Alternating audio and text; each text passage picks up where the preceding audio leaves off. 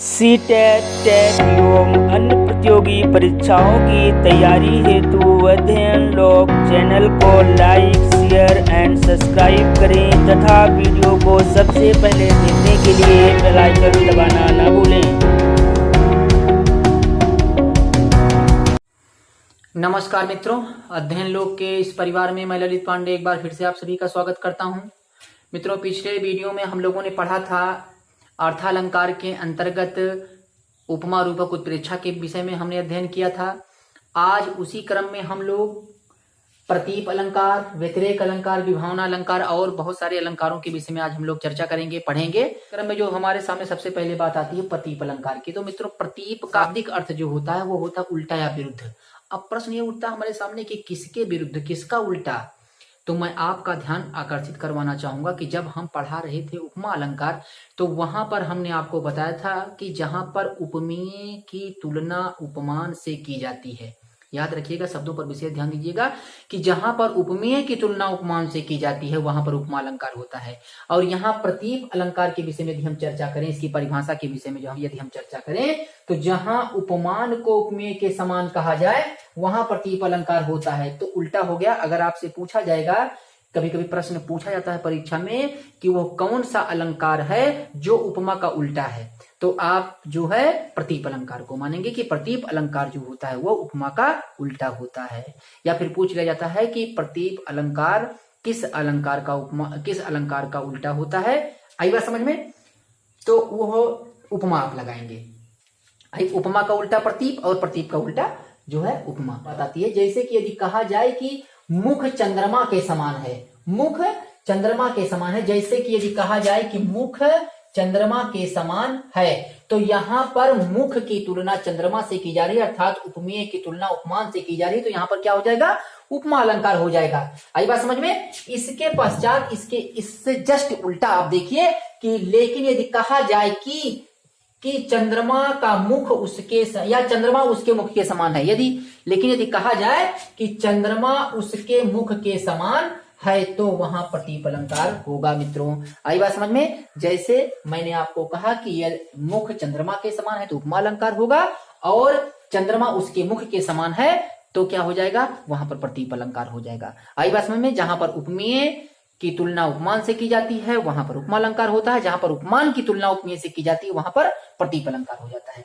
आई बात समझ में? एक उदाहरण के माध्यम से और देखते हैं हम कि जैसे यहाँ पर है संध्या फूली परम प्रिय की कांत सी है दिखती।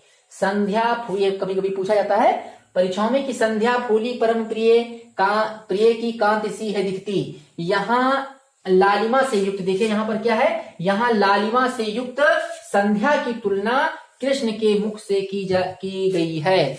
यहाँ लालिमा से युक्त संध्या की तुलना कृष्ण के मुख की कांति से की गई है। कृष्ण भगवान के मुख की कांति के से जो है किसकी तुलना की गई है? लालिमा से युक्त संध्या की तुलना। लालिमा से युक्त संध्या की तुलना कृष्ण के मुख की कांति से की गई है, इसलिए यहाँ पर क्या है? प्रतीप अलंकार निकल करके आ रहा है। आई बात समझ में? इसके पश्चात जो हमारे सामने मित्रों बात आती है, जैसे हम अगर चर्चा करें इसके बाद व्यतिरेक अलंकार की। किसकी? व्यतिरेक अलंकार की। तो इसकी परिभाषा पर यदि हम गौर फरमाएं तो यहां पर देखिए निकल करके आ रही है कि जहां उपमेय को उपमान से श्रेष्ठ बताया जाए और उसका कारण भी बताया जाए। याद रखिएगा कि जहां व्यतिरेक वहां पर होता है जहां उपमेय को उपमान से श्रेष्ठ बताया जाए और उसका कारण भी दिया जाए। जैसा कि हमने बताया था कि उपमेय का संबंध जो होता है वो मनुष्य के किसी अंग से संबंधित होता है, मनुष्य के शरीर के किसी अंग से संबंधित होता है, और उपमान जो होता है वो प्रकृति से संबंधित होता है। आई बात समझ में? अब देखिए यहाँ पर, तो यहाँ पर जो कहने का जो तात्पर्य है कि उपमेय का मतलब यह है, उपमेय को उपमान से श्रेष्ठ बताया जा रहा है, इसका मतलब यह है कि मनुष्य के शरीर के किसी अंग को किसी प्राकृतिक चीज से श्रेष्ठ बता करके उसका कारण भी स्पष्ट किया जा रहा है। आई बात समझ में? आइए उदाहरण के माध्यम से देखते हैं कि जैसे यहाँ पर है व्यतिरेक अलंकार, तो जहां उपमेय को उपमान से श्रेष्ठ बताया जाए और उसका कारण भी दिया जाए वहां व्यतिरेक अलंकार होता है। जैसे इन्होंने बहुत अच्छा उदाहरण बताया है कि साधु ऊंचे शैल सम। मित्रों क्या बताया? कि साधु ऊंचे शैल सम किंतु प्रकृति सुकुमार। किंतु प्रकृति सुकुमार। यहां पर कह रहे हैं कि साधु ऊंचे शैल सम, साधु जो हैं, सज्जन पुरुष जो होते हैं वो चट्टानों के समान या पहाड़ों के समान ऊंचे होते हैं, लेकिन इनकी एक विशेषता अधिक बता दी गई है। क्या है? एक विशेषता अधिक बता दी गई है। ये देखिए सुकुमार कि जो सज्जन पुरुष होते हैं वो पहाड़ों की तरह ऊंचे तो होते हैं, बिल्कुल समानता है। समानता ये है कि साधु भी चट्टान के समान ऊंचे होते हैं, ठीक है। लेकिन क्या है, उनकी एक अलग विशेषता श्रेष्ठ कर दिया गया है। किंतु प्रकृति सुकुमार, अर्थात जो सज्जन पुरुष होते हैं उनकी जो प्रकृति होती है वो सुकुमार होती है, लेकिन पहाड़ों की प्रकृति जो होती है वो मुलायम नहीं होती है, वो कठोर होती है। आई बात समझ में? यहां पर बताया गया कि साधु ऊंचे शैल सम किंतु प्रकृति सुकुमार। साधु जो है वो शैल या पर्वत के समान ऊंचे तो होते हैं, किंतु इससे एक विशेषता ज्यादा बता दी गई है, किंतु उनकी प्रकृति जो होती है वो सुकुमार होती है, जबकि चट्टानों की जो प्रकृति होती है वो कठोर होती है, वो मुलायम नहीं होती। आई बात समझ में? तो इस तरीके से हमने 2 अलंकारों का मित्रों चर्चा कर लिया है। आइए इसके बाद विभावना अलंकार की चर्चा करते हैं। तो मित्रों आइए हम लोग इसके बाद विभावना अलंकार की चर्चा करते हैं। तो विभावना अलंकार की यदि हम परिभाषा पर गौर फरमाएं तो इसकी परिभाषा निकल करके आती है कि जहां पर बिना कारण के ही, जहां पर बिना कारण के ही कार्य हो जाए, बिना कारण के ही, जहां पर बिना कारण के ही कार्य संपन्न हो जाए, जहां पर बिना कारण के ही कार्य संपन्न हो जाए, वहां विभावना अलंकार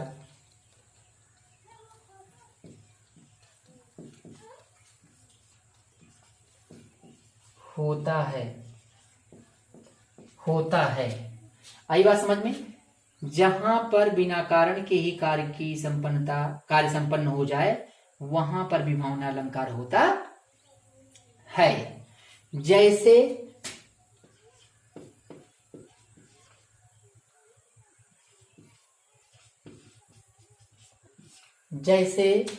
बिनु पद चलाएं सुने बिनु काना,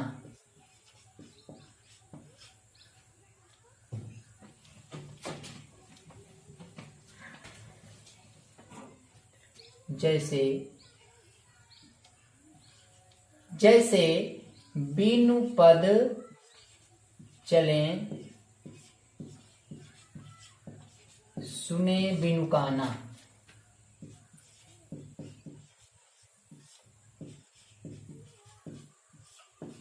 बिनु पद चलें सुने बिनु काना, कर बिनु करम करें विधनाना, कर बिनु कर्म करें विधि नाना। आनन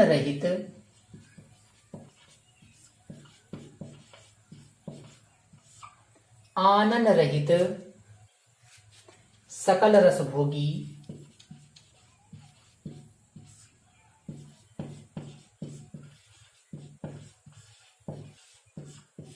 आनन रहित सकल रस भोगी, बिनु बाणी बक्ता बड़ जोगी, बिनु बाणी वक्ता, बिनु बाणी वक्ता बड़ जोगी। आई बात समझ में? इस तरीके से विभावना अलंकार की जो परिभाषा है हमारे सामने कि जहां पर बिना कारण के ही कार्य संपन्न हो जाता है वहां पर विभावना अलंकार होता है। और जैसे है बिनु पद चले सुने बिनु काना, कर बिनु कर्म करें विधिनाना, आनंद रहित सकल रस भोगी, बिनु वाणी वक्ता बड़जोगी। यहाँ बिनु पग चले, यहाँ पर पैर नहीं है लेकिन चल रहे हैं, चले यहाँ पर है बिनु पद चले सुने बिनु काना, पैर नहीं है लेकिन चल रहे हैं, कान नहीं है लेकिन सुन रहे हैं, और हाथ नहीं है और कार्य हो रहा है, अनेक प्रकार का कार्य हो रहा है, और आनंद रहित सकल रस भोगी, और क्या है नहीं है लेकिन जो है सारा रस भोग रहे हैं, और बिनु वाणी वक्ता बन रही, और जुबान नहीं चल रही है, बिना जुबान के ही वक्ता बने हैं। यहाँ पर क्या है इस तरीके से जो निकल करके बात हमारे सामने आती है, तो जहां पर बिना कारण के ही कार्य संपन्न हो जा रहा है वहां पर विभावना अलंकार होता है। आई बात समझ में। अब देखिए इसके बाद जो है हमारे सामने जो बात आती है, तीसरा हो गया, और नंबर 4 पे यदि हम करें तो अतिशयोक्ति हम पढ़ लेते हैं। मित्रों, अतिशयोक्ति अलंकार की यदि परिभाषा के बारे में हम चर्चा करें तो जो परिभाषा हमारे सामने निकल करके आती है कि जहां किसी वस्तु का बढ़ा चढ़ाकर वर्णन किया जाए, अथवा जहां किसी वस्तु का बढ़ा चढ़ाकर वर्णन किया जाए अथवा सीमा से बाहर की बात कही जाए, वहां अतिशयोक्ति अलंकार होता है। हम लोग आपस में चर्चा भी करते हैं, जैसे कहे बातचीत में या फिर बोलचाल की भाषा में हम कहते हैं कि अब ज्यादा अतिशयोक्ति मत बोलिए। अब मैं समझ गया, तो वही है कि जहां किसी वस्तु का बढ़ा चढ़ाकर वर्णन किया जाए और क्या है एक सीमा से बाहर की बात करी जाए, वहां पर अतिशयोक्ति अलंकार होता है। जैसे यहाँ पर पहला जो उदाहरण है कि देख लो साकेत नगरी है यही स्वर्ग से मिलने गगन में जा रही। देख लो साकेत नगरी है यही स्वर्ग से मिलने गगन में जा रही, तो यहाँ पर भी अतिशयोक्ति अलंकार है। और दूसरा है कि हनुमान की पूंछ में लगन न पाई आग, लंका सारी जल गई। तो आप लोग जानते ही हैं कि यहाँ पर हनुमान की पूंछ में लगन ना पाई, आग नहीं लगी और लंका सारी जल करके राख हो गई, ये कहा गया है, इसलिए यहाँ पर अतिशयोक्ति अलंकार है। और तीसरा है कि बालों को खोलकर मत चला करो, दिन में रास्ता भूल जाएगा सूरज। ऐसा माना जाता है, ऐसा कहा गया है कि बालों को खोलकर मत चला करो, दिन में रास्ता भूल जाएगा सूरज। यहाँ पर सुंदरी के लिए कहा गया है कि जो है बालों को अपने खोल करके मत चला करिए, नहीं तो दिन में रास्ता जो है सूरज जो है वो भूल जाएगा, जो कि एक अतिशयोक्ति बात है और अतिशयोक्ति अलंकार भी है। आई बात समझ में।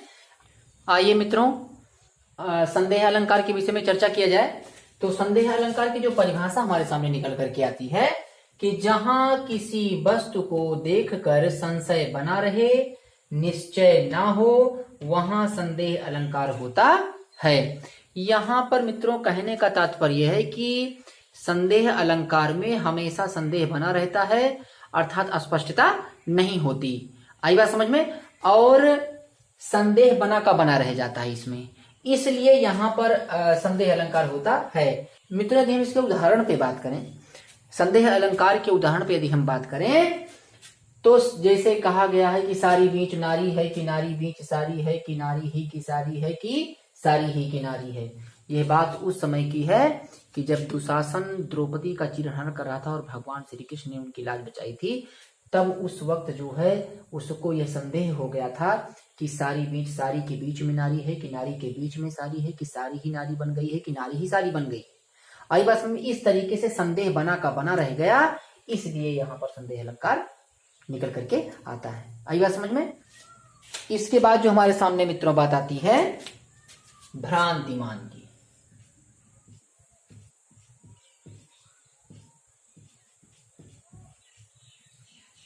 मित्रों, भ्रांतिमान की यदि हम परिभाषा की बात करें तो जहां समानता के कारण किसी वस्तु में अन्य वस्तु का भ्रम हो जाए, वहां भ्रांतिमान अलंकार होता है। आई बात समझ में। यहाँ जो बताने का तात्पर्य है ये कि यहाँ पर भ्रांतिमान में एक भ्रांति आती है, अर्थात भ्रम पैदा होता है। कैसा भ्रम होता है? समानता के कारण। समानता के कारण किसी वस्तु में अन्य वस्तु का भ्रम हो जाता है। जैसे मान लीजिए कोई एक अंधेरे में एक रस्सी पड़ी हो, उसको हम क्या समझ ले? सांप समझ लेते हैं। आई बात समझ में। लेकिन जब बाद में हम देखते हैं तो स्पष्ट हो जाता है कि नहीं, रस्सी नहीं है, ये सांप नहीं, ये क्या है? रस्सी है। आई बात समझ में। तो यहाँ पर भ्रांतिमान, वहां पर भ्रांतिमान अलंकार होता है। इसमें देखिए, इसको हम उदाहरण के माध्यम से बहुत अच्छी तरीके से समझ सकते हैं कि पाए महावर देन को नाइन बैठी आए और पुनि पुनि जानी महावरी एनी मोरत जाए। यहाँ क्या है इसमें कि यहाँ नाइन जो होती है वो एड़ी की लालिमा को महावर समझकर भ्रमवश उसे मोड़ने लगती है। एड़ी की लालिमा को महावर समझ करके भ्रमवश उसे मोड़ने लगती है। और एक दूसरा बहुत ही अच्छा उदाहरण है कि मुन्ना जब मम्मी के सर पर देख देख तो चोटी और भाग उठा भय मानकर सर पर सापिन लूटी। तो इस तरीके से भ्रांतिमान अलंकार का हम लोगों ने जो है अध्ययन कर लिया।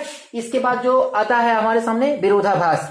यहाँ विरोधाभास मित्रों बहुत ही सरल तरीके से हम आपको बताएंगे कि जहां पर दो विरोधी वस्तुओं का संयोजन किया जाए, जहां पर दो विरोधी वस्तुओं का एक साथ संयोजन करके प्रयोग किया जाए वहां पर विरोधाभास अलंकार होता है। जैसा कि हमने परिभाषा में लिख दिया है कि जब दो विरोधी पदार्थों का संयोग एक साथ दिखाया जाता है, जब दो विरोधी पदार्थों का संयोग एक साथ दिखाया जाता है तब वहां विरोधाभास अलंकार होता है। जैसे कि यहाँ पर हम आपको एक उदाहरण के माध्यम से बताने का प्रयास करेंगे कि सुलगी अनुराग की आग वहां जल से भरपूर तड़ाग जहां। बहुत ही अच्छा उदाहरण है ये कि सुलगी अनुराग की आग वहां जल से भरपूर तड़ाग जहां। प्रेम की आग वहां सुलग रही थी जहां पर जो है जल से भरे तालाब थे। तो यहाँ पर क्या है, जल और आग दो विरोधी वस्तुओं का, जल और आग दो विरोधी पदार्थों का एक साथ, दो विरोधी पदार्थों को एक साथ दिखाया गया है, इसलिए यहाँ पर विरोधाभास अलंकार होगा। दो विरोधी पदार्थों को एक साथ दिखाने के कारण यहाँ पर इस पंक्ति में विरोधाभास अलंकार है। आई बात समझ में? आज के लिए मित्रों इतना ही। हम अगले वीडियो में फिर से एक नए टॉपिक के साथ आपके सामने उपस्थित होंगे। तब तक के लिए बहुत बहुत धन्यवाद।